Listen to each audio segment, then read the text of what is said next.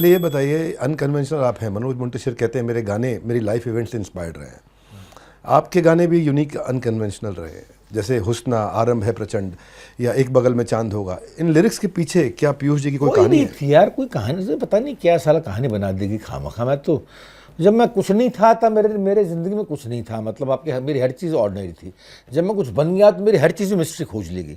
एक बगल में चांद होगा, एक बगल हुस्ना, घर, ये सब मेरे थिएटर के गाने थे, प्लेस के गाने थे। घर जो है लिखा गया था, कंपोज किया गया था 1992 में। ये 30 जनवरी 1995 में परफॉर्म हुआ था हुस्ना, लेडी श्री राम कॉलेज में। 1996 में आपके ये हुआ था, एक बगल में चांद, एक बगल में चांद होगा, एक बगल में रोटियाँ, मैंने लिख दिया था। अब लिख दिया, उसके बाद में किसी ने देखा नहीं वो। उसके बाद में 1996 से लेकर जो सफ़र हुआ 2012 तक का सफ़र, जब ये आ गई थी गैंग्स ऑफ वासेपुर। गैंग्स में ले लिया इसने, अनुराग ने मेरे सारी अच्छी चीज़ों को वो ले जाता है दबोच के, उस ले लिया, बन गया। अब बन गया, गाना हिट हो गया, तो अब उसके बारे में पूछते हैं कि सर इसमें क्या फ़िलासफ़ी थी कि एक बगल में चांद भी होगा और रोटियाँ भी होंगी और साली विशिष्टियाँ भी होंगी। अरे बोलता मैं कुछ नहीं किया था यार, मैंने कुछ नहीं किया था, ऐसे लिख दिया था। ये सारे गाने 2 दिन के खेल थे, 2 दिन में एक गाना लिख देता हूँ।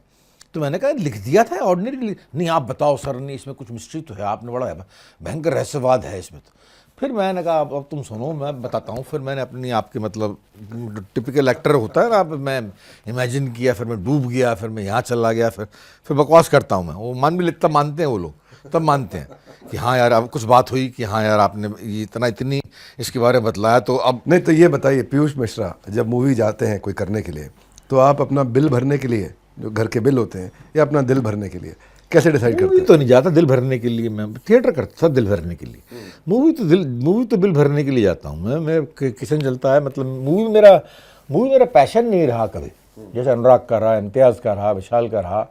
या अनुराग कश्यप जी से क्या हल्की हल्की लड़ाई होती रहती है आपकी? अरे वो तो होती है, मतलब उस है, मतलब ऐसा बंदा है जो मेरी सारी बातें बल्कि मैं उसके बारे में बहुत, मैंने जितना बोला है उतना उसमें बेचारे ने कभी नहीं बोला मेरे बारे में।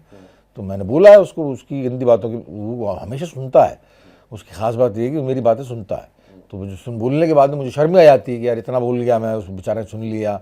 उसको बहुत बुल जाता हूँ मैं, उससे बहुत दिल लड़ा हुआ है और अड़ा हुआ है। उसकी बहुत सारी बातें मैं सहन भी करता हूँ, उसकी बहुत सारी बातें मैं वो, और ये भी मानता हूँ कि जीनियस तो है वो, जीनियस तो है वो। उल्टा सोचता है, मतलब पिक्चरें चलती हों या नहीं चलती हों, लेकिन जो चली हैं वो बड़ी खतरनाक चली। मैं ये जानना चाहता हूँ आपसे कि ए.आर. रहमान कहते हैं मेरी क्रिएटिविटी, मेरी इमेजिनेशन रात को आती है। जुबिन नौटियाल कहते हैं मेरी पहाड़ों में आती है, मैं वहाँ गाता हूँ पहाड़ों में।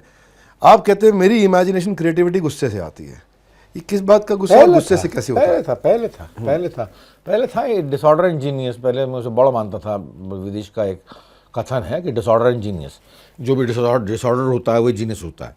पहले था कि बिना शराब पी लिख नहीं सकते, बिना शराब, जबकि पीने के बाद मैंने कुछ नहीं लिखा, लेकिन वो दौर चलता रहे। मतलब ऐसा है वहाँ पर इंडस्ट्री में कि जब तक आप गांजा, चरस या शराब का सेवन नहीं करें तब तक आप जो है मतलब कुछ क्रिएट नहीं कर सकते। दिल नहीं टूटे तो आप क्रिएट नहीं कर सकते। तो ये सब है। लेकिन आज की तारीख मुझे लगता है कि सबसे बढ़िया क्रिएटिविटी तब होती है जब ज़िंदगी सरल हो, ज़िंदगी मधुर हो, ह्यूमिलिटी हो आपके अंदर, हर बंदा आपको एक्सेप्ट कर रहा है, हर बंदे को आप एक्सेप्ट कर रहे हैं, उसमें निकलती है क्रिएटिविटी ज़बरदस्त। और उसके बाद में कुछ क्रिएट करने की इच्छा भी नहीं होती। आज की तारीख में मैं मानता हूँ कि मेरा काम कम हो गया, और आज की तारीख में मेरी ज़्यादा क्रिएट करने की इच्छा नहीं होती कि जो है पहले था कि साबित कर दो, साबित कर दो, साबित कर दो। अब साबित करने की इच्छा नहीं है। अब साबित करने की इच्छा नहीं है कि वो पूछने आप लेफ्टिस्ट हो, मैं बोलता हूँ हाँ। आप राइटिस्ट हो, मैं तो हाँ। आप मोदी को मानते हो, मैं हाँ। राहुल को मानते हो, मैं हाँ। आज जो बोलता है मैं तो हाँ, मैं सबको मानता हूँ, बोलो।